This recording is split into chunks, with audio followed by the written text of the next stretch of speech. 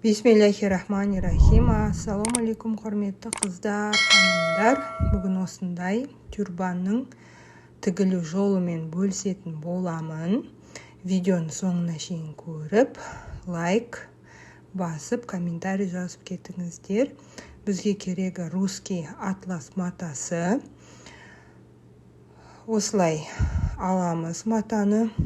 Ені 45 сантиметр, ал биіктігі 35 сантиметр етіп қырқып аламыз. Осындай бізге екеу керек. Және астарына Валенсия матасын алдым. Міне 45 сантиметр, 45-40 алды. Осындай екі түрі керек. Міне осындай екі түрі керек. Бұл да дәл сондай біріншідегідей. Екеуі бірдей болу керек. Астары да бірдей болу керек. Астары мен атласымызды қосып, осылай строчка жасап, тігіп аламыз. Міне осылай тіктік. Енді 0,1 астарға қаратып, шофт жүргізіп шығамыз. Ал мынау резинкасын артқы бөлігіне тігіп шығатын боламыз. Резинканың ұзындығы 14 сантиметр, ал ені 2 сантиметрлік резинка аласыздар. Артқы бөлігіне түзу тігілетін жеріне осылай резинканы екі жағын закрепка жасап, осылай жинап аламыз, сборка етіп. Міне сонда осындай бізде резинка шығады, сонда бізге стандарт басқа арналған тюрбан болып шығады. Енді осыны алдыңғы бөлігін үтіктейміз. Жаңағы 0,1 строчка жасаған тігісімізді жақсылап үтіктеп шығамыз. Сонда бізде түзу әдемі тігістер шығатын болады. Әр тігісті үтіктеп отырсаңыздар, тігістеріңіз өте жақсы болып шығатын болады.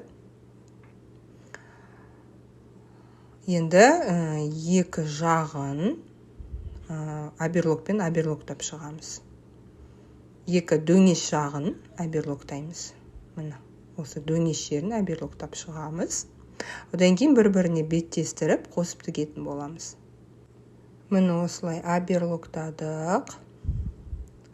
Міне аберлоктадық. Енді резинка тігілген түрін және резинка тігілмегенін бір-біріне беттестіріп тігіп шығамыз. Осылай дөңеш жағын 2-1,5 сантиметр тігіске қалдырамыз. Себебі бұл жағын қазір складкаға жинайтын боламыз. Міне осындай складкаға жинаймыз.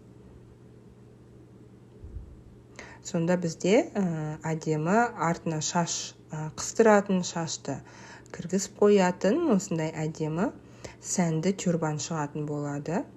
Міне көргендеріңіздей 1 сантиметрден складка жасап отырып тіксек осындай болып шығады.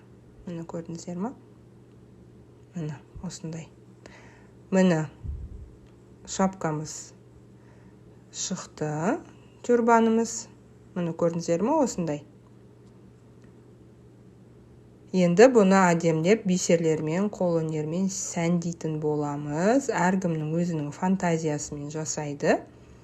Мен сіздерге қазір өзімнің жасап жүрген түрімді көрсетемін. Бізге керегі осындай стеклярустар, ұзын бисерлер және осындай моншақтар керек. Ірілеу бисердің ірі түрі моншақтар. Міне бірінші ұзын стеклярусымыздың біреуін аламыз, одан кейін моншақты аламыз. Кезек-кезегімен осылай тігетін боламыз. Осылай бұрыш-бұрыш болып бізде зигзаг тәріздес форма шығады. Осылай тіксек те болады. Немесе готовый тесмалар бар. Бетінде бисерлері тігілген, неше түрлі әдемі тесмалар бар. Соны да дайынын алып тіксеңіздер де болады. Әркімнің талғамы әртүрлі. Тағы бір рет көрсетейін. Сол дайынды да тігіп шықсаңыздар да болады. Өздеріңіз қалайсыздар, солай. Бастысы өз қолыңызбен жасалған дүние болғандықтан ол өте әдемі, керемет болады. Міне осылай кезек-кезегімен алып, осылай зигзаг тәріздес тігіп шығатын боламыз. Енді артқы бөлігі де осылай тігілетін болады. Бұлар моншақпен тігілетін болады. бұл моншақпен тігіледі. Міне біз осы тігісін бір-біріне қосқан тігісін осындай бисермен моншақпен жабатын боламыз. Сонда бізде әдемі тюрбан шығатын болады. Міне көрдіңіздер ме, осы жерге шаш салып қойса болады. Мынау артқы жағында тұрады бастың.